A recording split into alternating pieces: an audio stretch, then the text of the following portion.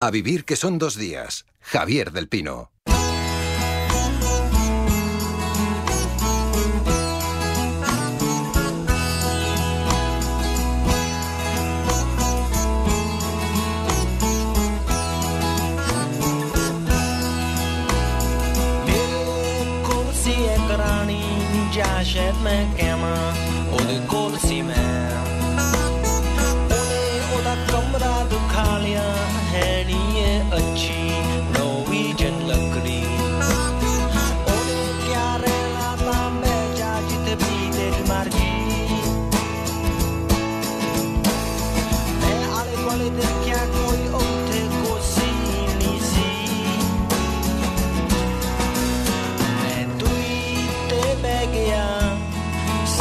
सोच के ओदी शराब पी के असी 2 बजे तक गल्लां कीतियां फिर ओने क्या सौं दा समा हो गया। Ramón Lobo, buenos días. Muy buenos días, ¿qué tal? ¿Cómo estás? Muy bien.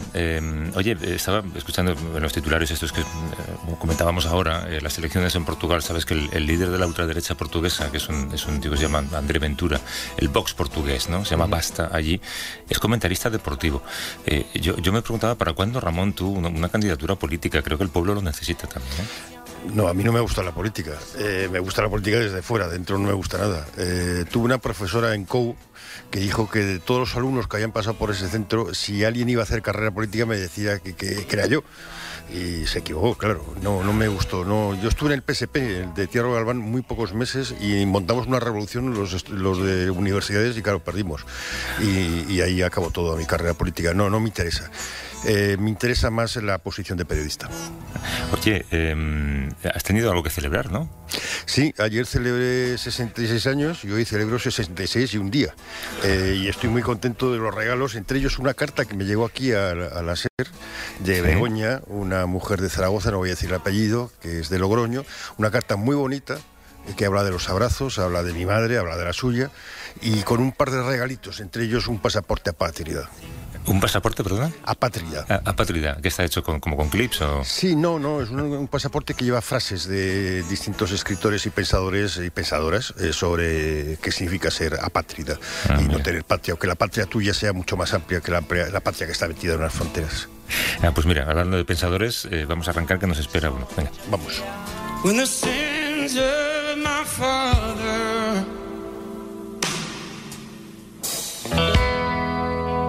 way down in my soul. En los próximos minutos queríamos hacer un recorrido por un continente que, en palabras de nuestro próximo invitado, ha vivido durante la última década en una espiral. Es un continente apasionante que él conoce perfectamente y es una región que sufre, pero que también lucha diariamente por sobrevivir. A nuestro invitado lo conocerá todo aquel que alguna vez haya estudiado periodismo o hecho un amago de estudiar periodismo, o todo aquel que haya querido leer uno de sus excelentes artículos en tantas y tantas revistas y tantas publicaciones. Así que si quieres, Ramón, preséntalo tú. Bueno, es un poquito más joven que yo, 2 años, también nació en enero, el 15 de enero, tiene 3 libros fantásticos, tiene una biografía del Che Guevara, que es una biografía de culto, tiene también un libro sobre la caída de Bagdad y otro sobre la herencia colonial, entre otros muchos, aparte del que presentamos hoy. Es un periodista de conflictos, de guerras, que va de un sitio para otro, escribe para el New Yorker, que es una revista tranquila que permite preparar muy bien los temas a fondo, y él lo hace así. Así que doy la bienvenida a uno de los grandes periodistas y reporteros de nuestro tiempo, que es John Lee Anderson. ¿Cómo estás, John? Buenos días. Oye, muchas gracias a ambos, esa introducción, esa presentación tan generosa. Sí, muy bien, aquí en Estados Unidos, para variar. Eso te iba a decir, viniste a Washington a ver la toma de posesión de Biden, supongo que para estar presente en un momento que parecía histórico. ¿Te lo has pasado bien, por lo menos?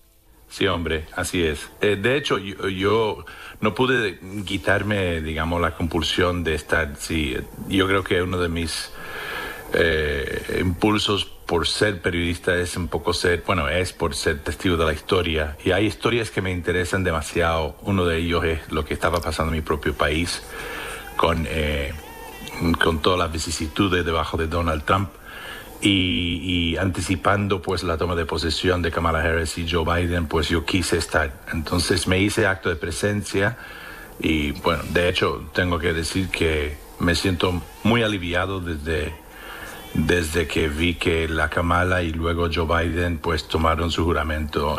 Y muchos sentimos lo mismo. Entonces lo he pasado bomba, lo he pasado muy bien.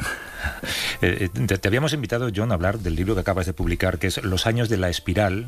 En España sale bajo la firma de Sexto Piso, en el que reflexionas sobre las convulsiones que ha vivido América Latina durante la última década, el papel también de las nuevas generaciones en lo que está por venir. Cuando usas la palabra espiral, ¿a qué te refieres? En castellano habitualmente espiral lo usamos con las palabras de violencia o espiral de algo. ¿A qué espiral haces tu referencia? Pensé mucho en el título para darle sentido a esa década de periodismo sobre la región y un poco mi análisis, pensé mucho en qué es lo que significaba esa década, ¿no? Empezó, por ejemplo, en el apogeo de la llamada Marea Rosa, estaba vivo todavía Fidel Chávez, estaba Lula en el poder, estaba Pepe Mujica. La izquierda había tomado el poder en América Latina, había un porvenir distinto, ¿no? Al final de la década, míralo, Bolsonaro en el poder haciendo un trumpismo tropical en Brasil, el hecatombe de Venezuela, hoyo negro ya, o sea, la corrupción reinándose por todo el hemisferio, derrocando gobiernos, haciendo que algunos presidentes inclusive se van a la cárcel, uno se suicidó, es decir, y una postura totalmente distinta por parte del gran superpotencia de la región, que por más que no es un país latinoamericano, es país americano.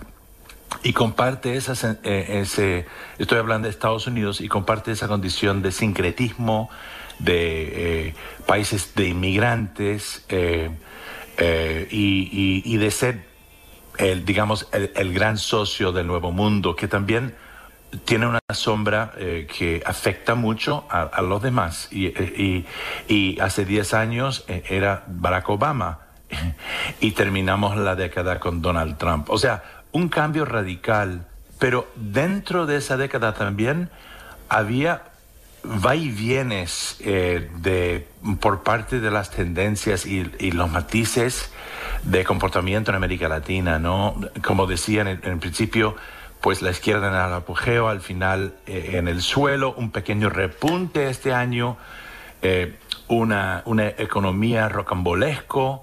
De pronto el cambio climático hace que todos estamos en vilo por lo que pasa en la Amazonía.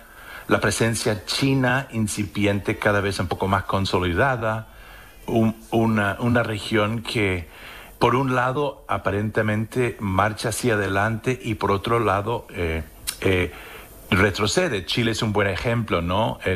Un lugar en donde parecía haber logrado la alternancia democrática de forma loable.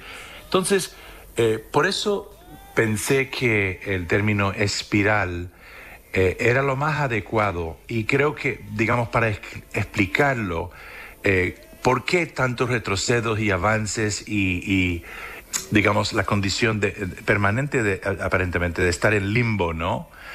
Y yo creo que es la falta de historia consolidada todavía, ¿no? Es un poco la falta de Estado de Derecho. Eso es lo que hace que América Latina tiene los índices de homicidio y violencia más altos del mundo. Por más que a veces ocurre dentro de unas señoras repúblicas, ¿no?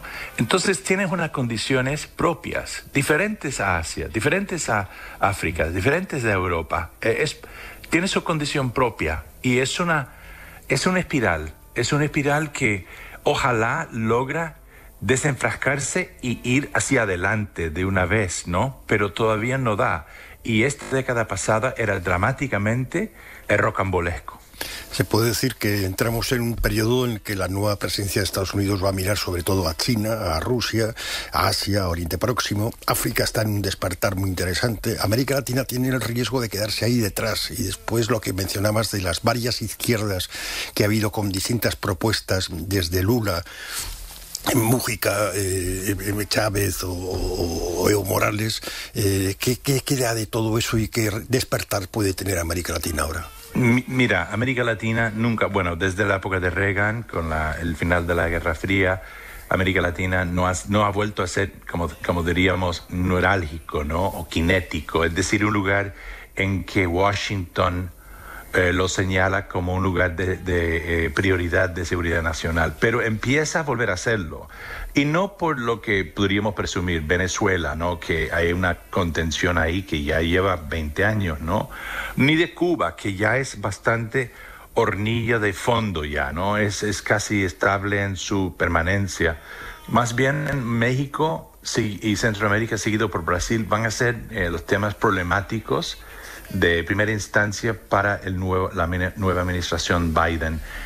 México, por la consolidación hasta de territorio por parte de los carteles de narcotráfico, desde la óptica norteamericana, por la manera en que han permeado al Estado, ¿no? De forma preocupante. Y hay varios incidentes recientes que han hecho que el gobierno de Biden mira con recelo al gobierno de Andrés Manuel López Obrador, centroizquierdista, que subió hace 2 años y, sorprendentemente para todos, hizo migas con Donald Trump y actúa con cierta hostilidad y recelo con Biden. Algunos dicen que es por sus propios rasgos populistas. Lo otro es su exigencia o su amenaza de desalojar a los agentes de la DEA antinarcóticos. Bueno, todo un tema ahí con narcotráfico. Y eso tiene las cejas fruncidas, ¿me entiendes?, en Washington. Y yo creo que va a ser un tema que también incluye, por supuesto, el lío de la inmigración con México, porque es un país vecino y muy importante por ese sentido. Brasil, por lo que Bolsonaro es el otro Trump y anda quemando la Amazonía, ¿no? O sea, y uno de los 4 pilares de este gobierno de Joe Biden, lo ha dicho, lo ha vuelto a decir, es el cambio climático. Ha puesto John Kerry, al antiguo secretario de Estado, canciller, como su zar del cambio climático. La Amazonía está junto con los polos, está en prioridad A, ¿no? Entonces, va a haber codeo y bochincha ahí, ¿no? O sea, no son Bolsonaro y lo que representa no es santo de devoción de nadie con fibra democrática, ni mucho menos esta gente que acaban de tomar el poder en Washington. La Amazonía es algo que va más allá de las fronteras de Brasil. Hay 6, 7 países en la cuenca de la Amazonía que lo comparten y hay que salvarlo para la humanidad. Entonces, va a haber planteamientos distintos ahí y va a estar en las portadas de nuestros periódicos. Entonces, en ese sentido, América Latina va a volver a emerger como va a tener protagonismo, pero sí, en el sentido, digamos, de Europa, Medio Oriente o Asia, como bien señalaste, Ramón, falta protagonismo por parte de América Latina en cuanto a líderes con nombre y apellido señalados por algo que va más allá de su país. Siempre peca un poco de la insularidad de estos países que no llegan a, como dije al principio, consolidarse, ¿no? Si bien hay toda una suerte de grandes latinoamericanos, no vemos mucha gente de la región figurándose en las grandes instancias del mundo o participando en las decisiones que nos afectan a todos, ¿no? A nivel OTAN, ONU y las otras instancias internacionales que desde la Segunda Guerra Mundial nos han regido un poco las existencias. Ojalá pues empiece a darse. Estamos en un nuevo umbral y no todo va a ser color de hormiga. Ojalá con Biden va a haber distensión, más diálogo que belicosidad, un verbo más elegante que vulgar y bueno. Y eso es un poco de esperanza en un escenario complicado, en donde América Latina sí va a figurar, también porque se tiene que desenroscar el nudo de que América Latina está asociado con el éxodo de migración por su condición de muchos estados fallidos y por el narcotráfico y crimen asociado a ese mal. Está muy bien esta reflexión, John. Tú hablas de la espiral y del auge del populismo. En este programa hemos hablado mucho, pues yo que sé, de lugares como Nicaragua, por ejemplo, donde el idealismo de hace unas décadas ahora se ha convertido en autoritarismo, en nepotismo. Yo te preguntaría, ¿dónde está la izquierda en Latinoamérica? ¿Dónde está la revolución? Es muy buena pregunta. No está, simplemente no está. La izquierda se fue por el vertiente del chavismo, sustentado por $1 trillón del boom del petróleo de la década antepasada, y se ha deteriorado en un madurismo, ¿no? Tropical, en economías fallidas, autoritarismos. O sea, Maduro, que es civil, hasta aparece con uniforme militar como si fuera un soviético de antaño, ¿no? Lula pues quedó fuera, está Bolsonaro en el poder. El viejo Pepe Mujica, que es tan genial, es como el Yoda de la izquierda, ¿no? Sigue en vivo, pero ya se retiró de la política con unos 85 años de edad. La Bachelet volvió a participar es una de las únicas, lo que acaba de decir, que vemos pocos en instancias internacionales. Ella es una de las grandes excepciones y por supuesto que ella es la comisaria de Derechos Humanos en la ONU. Pero vamos de país en país y te das cuenta que tienen grandes problemas de democracia misma. Perú es un estado fallido en ese sentido. Ojalá logre salirse de su hoyo. Colombia tiene grandes problemas de justicia y violencia todavía, ¿no? Con el segundo ejército más grande del hemisferio, ¿no? Y además el gran productor de cocaína en la región, por más que sea el baluarte estadounidense, ¿no? Daniel Ortega se ha convertido en una especie de dibujo animado de dictadores, como si fuera de Turkmenistán o algo. Él y su copresidenta, su mujer, que ocupan todos los cargos públicos con sus hijos, con dueños de aspectos de la economía. Es una cosa risible. ¿Quién habría pensado que la revolución sandinista terminara así? Y vamos a México, donde sí, para muchos, AMLO, Andrés Manuel López Obrador, cuando subió al poder hace 2 años, representaba un poco la esperanza de la izquierda, el repunte de la izquierda. Bueno, como te decía, si eso es izquierda, pues hay verbos de izquierda, pero en términos prácticos, ha militarizado su país o remilitarizado, ha hecho sociedad mucho con las Fuerzas Armadas en su país, les ha dado mucho más poder y hizo migas con Donald Trump. ¿Qué quiere decir eso? ¿No? Entonces, hay un Luis Arce, sucesor de Evo, que llega al poder en Bolivia y es un tipo más pragmático, economista, sigue con el argot revolucionario, pero se nota en su actuación de todas maneras un poco más, qué sé yo, más sazón, ¿no? Es menos, quizás es más cauto. En todo caso, Bolivia es siempre el país excepcional por ser un país de mayoritaria indígena y estar en el centro del continente. Bueno, es un panorama fascinante, pero desde hace un par de años para acá yo he estado un poco reclamando cuando me preguntan a la izquierda que reinvéntanse, porque ya lo perdieron, ¿no? Ya lo perdieron. Ceder paso a un, qué sé yo, centro derechista no está mal, pero como en Chile, pero ceder paso a un Bolsonaro, eso es un dejadez, una negligencia, una falta de respeto a todos, muy grande. ¿Y cuál ha sido el talón de Aquiles de la izquierda? Francamente, la corrupción. O sea, sin entrar en cada caso, la corrupción.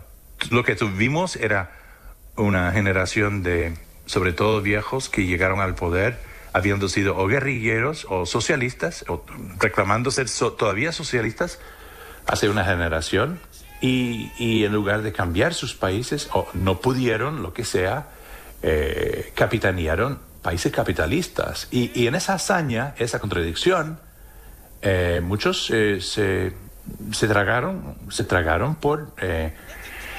por el materialismo, pues por el consumismo, por querer tener una cuenta bancaria. Mira los Kirchner, mira los Ortega. la corrupción, el PT mismo, yo no digo que Lula mismo, ¿no? Pero sin duda el PT pecó de participar en un sistema política en Brasil que es corrompida hasta la médula, ¿no? Y entonces, o sea, por más que tenía políticas loables, la Bolsa Familia, etcétera, unas prioridades distintas de exigencia social, más que simplemente entregar el país al mercado, como la derecha, pues se perdió ese poder y esa posibilidad de seguir debido a la corrupción en que participaba, ¿no? Entonces, la izquierda se tiene que reinventarse, tiene que utilizar otro verbo más allá de la revolución. La revolución ya terminó, yo no creo que hay revolución más. Con Fidel Castro, ya estuvo. Ese periodo y esa era tuvo su periplo y ya terminó. Estamos en una era postideológico. No sé, me estaba acordando un chiste que siempre se ha contado, porque en Estados Unidos no había golpes de Estado, porque no había embajada americana. En todos los demás países están en alto riesgo. Ahora tampoco estáis muy seguros en Estados Unidos, a pesar de no tener embajada americana. Yo creo que si analizamos lo que estás contando, que es real y terrible por la falta de esperanza, y vemos el futuro de Estados Unidos tan condicionado, que se ha salvado todo por los pelos, porque una serie de funcionarios republicanos en Arizona, en Georgia, en Michigan han sido honestos, el futuro no es nada bueno. Mira, así es, Ramón, se salvó por los pelos acá. Yo diría que el futuro, yo no soy pesimista. Me explico por qué. ¿Por qué se salvó de los pelos acá? Demuestra que había suficiente gente, inclusive del otro lado, que no se percibía antes, cuando digo del otro lado, entre la republicanidad, ¿no? Que al final optaron por el país, ¿no? Después de 4 años de no hacerlo, finalmente algunos lo hicieron. Y eso era una esperanza casi perdida, pero se dio. Y ahora estamos con Joe Biden y Kamala Harris, que pinta ser la primera presidenta, mujer, negra, hindú, todo lo que tú quieres, dentro de quizás de 4 años, y para hasta 8 años, quién sabe, en 2 términos. O sea, para Estados Unidos estoy adolido, pero aliviado. Siento esperanza hoy en día. Vemos cómo se están revirtiendo esas cosas nefastas que hizo Trump. No va a ser completo y sin duda el país está dañado, pero quizás le sirvió muy bien ese baldazo de agua fría, ¿no? Para sacar algunos clavos y sanearse. Hacía falta. América Latina, sí, no, ahorita no hay muchos puntos de luz, pero quedan algunos. Vuelvo a hablar de Chile, que si bien demostró que no era esa gran democracia consolidada que quizás muchos pensábamos, más allá de criticar quizás su economía muy de neoliberal, hace 3-4 años, al menos en la alternancia democrática, era una cosa que se podría mirar con respeto, ¿no? Sin violencia, iban de la izquierda a la derecha, centro, muy chilena, ¿no? En los últimos 12 años. Pero hoy en día, ¿qué están haciendo? Después de los estallidos sociales tan fuertes que tenían, muchos llevados por los jóvenes que finalmente entraron en la política y exigieron su papel, están buscando una nueva constitución. Ellos percibieron que quizás su gran mal, el mal original en Chile, es esa constitución heredada por la dictadura y quieren hacer uno nuevo. Una constitución nueva, y eso es muy interesante y demuestra que un país con sus sentimientos propios puede encontrar o ir en un rumbo hacia una posible solución, y Chile ahorita, yo diría, está demostrando esa posibilidad. Vamos a mirarlo, este año va a suceder, en el próximo año. Pero se me ocurre que a lo mejor otros países latinoamericanos hacen falta algo parecido. Perú, por ejemplo, o Colombia. Obviamente Brasil es problemático y eso se tiene que atender, pero finalmente tendremos una alianza de naciones, incluyendo Estados Unidos, que en aras de respeto a la democracia y la humanidad por estar en vilo con el cambio climático, van a entablar negociaciones o presiones con ese país que en garras de Bolsonaro, que ha acampado a sus anchas desde hace 2 años, ¿no? Entonces, y así, hay puntos de luz, no muchos, pero sí los hay, y creo que es un hilo a la cual pues podemos agarrar. Vamos a cerrar con esa reflexión en positivo para tener un poco de esperanza. Te agradezco mucho esta conversación y estas reflexiones. John Lee Anderson, que es reportero por encima de todo, uno de los periodistas más respetados del mundo y autor ahora también de este libro, Los años de la espiral, publicado en España por Sexto Piso. John, un abrazo muy fuerte y disfruta de la capital de tu país. Muchas gracias, Javier y Ramón. Encantado de estar con ustedes. Muchas gracias. Un abrazo.